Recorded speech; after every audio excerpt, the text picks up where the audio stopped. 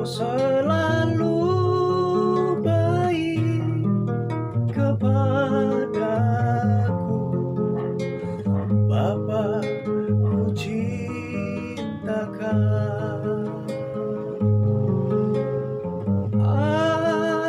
Aku memujimu, aku menyembahmu. Kau selalu baik kepadaku, Bapa, ku cintakan.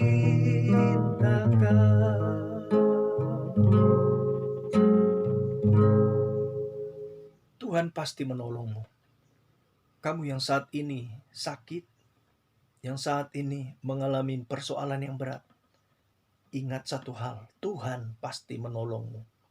Kita melihat dalam Kejadian pasal 30, ayatnya yang ke-22 sampai 24. Lalu ingatlah Allah akan Rahel. Allah mendengarkan permohonannya serta membuka kandungannya. Maka mengandunglah Rahel dan melahirkan seorang anak laki-laki. Berkatalah ia, Allah telah menghapuskan aibku. Maka ia menamai anak itu Yusuf, sambil berkata, mudah-mudahan Tuhan menambah seorang anak laki-laki lagi bagiku. Tuhan mendengarkan permohonan Rahel sehingga Tuhan membuka kandungannya. Tuhan mengingat engkau. Sebab itu kalau engkau mengalami persoalan saat ini, mulai masuklah ke kamarmu, berdoalah. Sebab Tuhan pasti menolongmu. Dan kalau Dia menolongmu, akan terjadi sukacita. Seperti yang dialami oleh Rahel.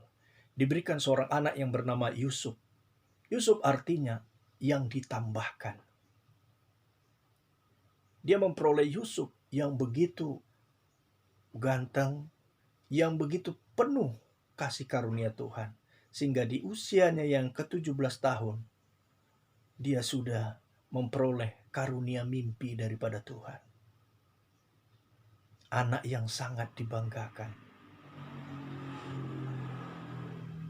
Dan kita melihat di sini, kata ditambahkan itu hampir mirip dengan Matius 6 ayat 33 yang berkata, cari dulu kerajaan Allah dan kebenarannya, maka semuanya akan ditambahkan kepadamu. Cari kerajaan Allah berarti menyenangkan hati raja.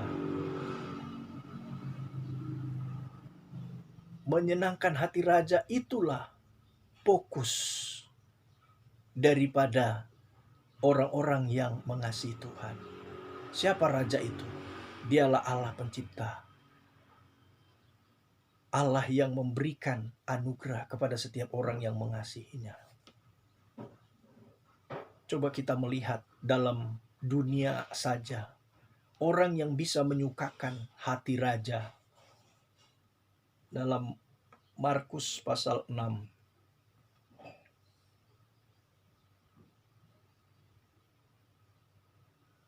Ayatnya yang ke-22 dan 23. Pada waktu itu anak perempuan Herodias tampil lalu menari. Dan ia menyukakan hati Herodes dan tamu-tamunya. Raja berkata kepada gadis itu, minta daripadaku apa saja yang kau ingini, maka akan kuberikan kepadamu. Lalu bersumpah kepadanya, apa saja yang kau minta akan kuberikan kepadamu, sekalipun setengah dari kerajaanku. Kalau orang yang menyukakan hati raja akan memperoleh berkat yang luar biasa. Dia menyukakan raja dengan tariannya, dengan puji-pujiannya, dengan nyanyiannya.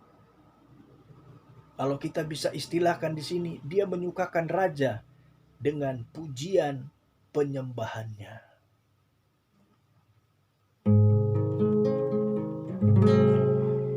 Yesus ngolu ditondiku, hodoha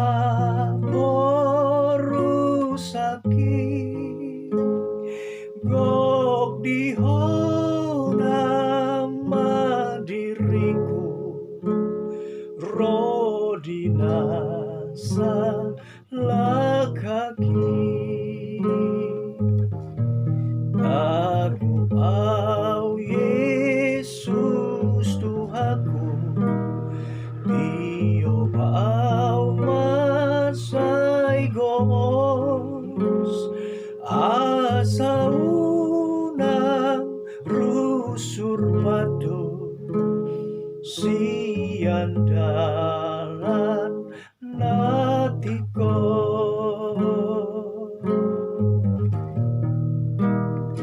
Yesus kau sumber hidupku, Kaulah perlindunganku, ku serahkan kepadamu seluruh jalan hidupku.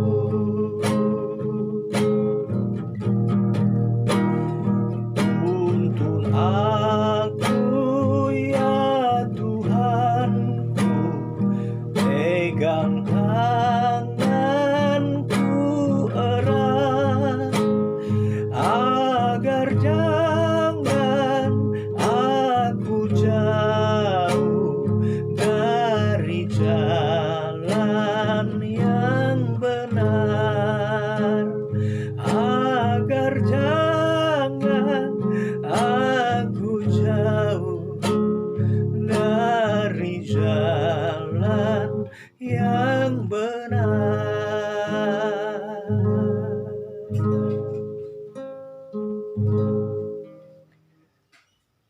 Itulah sebabnya Maria menyenangkan Yesus dengan duduk di bawah kaki Yesus dan terus mendengarkan Tuhan Yesus. Perhatian dengan Tuhan, punya waktu dengan Tuhan, dan rela meninggalkan aktivitas sementara untuk bisa duduk mendengarkan Tuhan berbicara. Dengan kata lain, dia suka ibadah dan memuji menyembah Tuhan. Kalau orang dunia saja, rajanya bisa sampai memberikan setengah kerajaannya kepada orang yang disukainya, apalagi Tuhan yang sangat luar biasa. Dia berkata kepada orang yang disukainya, aku menyediakan tempat bagimu, supaya ketika aku sudah menyediakan tempat bagimu di surga, aku akan datang kepadamu dan membawa engkau, supaya di mana aku berada, di situ engkau berada. Lihatlah betapa hebatnya pemberian yang diberikan Tuhan. Hidup kekal selama-lamanya bagi orang yang mengasihi Tuhan. Kalau hidup kekal saja diberikannya, apalagilah berkat dunia ini. Tuhan pasti menolongmu. Kita melihat lagi bagaimana seorang raja di dunia saja yang suka kepada seseorang sampai dia memberikan setengah kerajaannya. Dalam Ester pasal 5.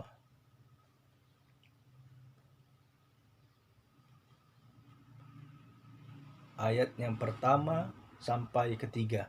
Pada hari yang ketiga, Ester mengenakan pakaian ratu. Lalu berdirilah ia di pelataran dalam istana raja, tepat di depan istana raja. Raja bersemayam di atas tahta kerajaan di dalam istana, berhadapan dengan pintu istana itu. Ketika raja melihat Ester, sang ratu, berdiri di pelataran, berkenanlah raja kepadanya, sehingga raja mengulurkan tongkat emas yang di tangannya ke arah Ester. Lalu mendekatlah Ester dan ia menyentuh ujung tongkat itu. Tanya raja kepadanya, apa maksudmu, hai Ratu Ester? Dan apa keinginanmu? Sampai setengah kerajaan sekalipun akan kuberikan kepadamu. Ester disukai oleh raja, berkenan kepada raja. Dia supaya berkenan kepada raja, dia berpakaian ratu. Dia nggak berpakaian compang-camping, walaupun persoalannya sangat berat. Dia dan seluruh bangsa Yahudi yang ada di kerajaan Raja Ahasiweros akan dibunuh oleh Haman. Dia tinggalkan dulu masalahnya. Dia tidak mengeluh, tapi dia pakai pakaian ratu. Bagaimana caranya supaya dia berkenan kepada raja, dan akhirnya raja berkenan. Nah, kalau ini saya simpulkan adalah pikiran Kristus. Berkenan kepada raja atau Tuhan pencipta alam semesta adalah memiliki pikiran Kristus. Yang kalau saya persingkat lagi, pikiran Kristus itu adalah tahu kegemaran hati raja, tahu kegemaran hati komandan, tahu kegemaran hati bos besar. Sehingga karena sudah tahu kegemarannya, itu dilakukan. Akhirnya raja berkenan. Mengapa kita perlu pikiran Kristus ini? Karena seringkali Tuhan menolong kita lewat persoalan yang berat. Seringkali keajaibannya terjadi di saat kita berkata, aku tidak berdaya lagi. Di saat kita berkata, Tuhan, aku mau mati saja. Di saat kita berkata, Tuhan, tidak ada yang menolongku. Di saat kita berkata, Tuhan, aku ini apalah. Disitulah Tuhan mau menunjukkan keajaibannya. Itulah sebabnya perlu pemikiran Kristus, yaitu mengetahui kehendak Bapa. Dan inilah yang dikatakan Tuhan kepada orang yang mengasihinya, yang walaupun saat ini yang mengasihinya itu mengalami persoalan. Di dalam Roma 8 ayat yang ke-28. Kita tahu sekarang bahwa Allah turut bekerja dalam segala sesuatu untuk mendatangkan kebaikan bagi mereka yang mengasihi Dia, yaitu bagi mereka yang terpanggil sesuai dengan rencana Allah. Walau saat ini kau mengalami persoalan yang berat, Tuhan bisa menjadikan itu menjadi kebaikan bagimu.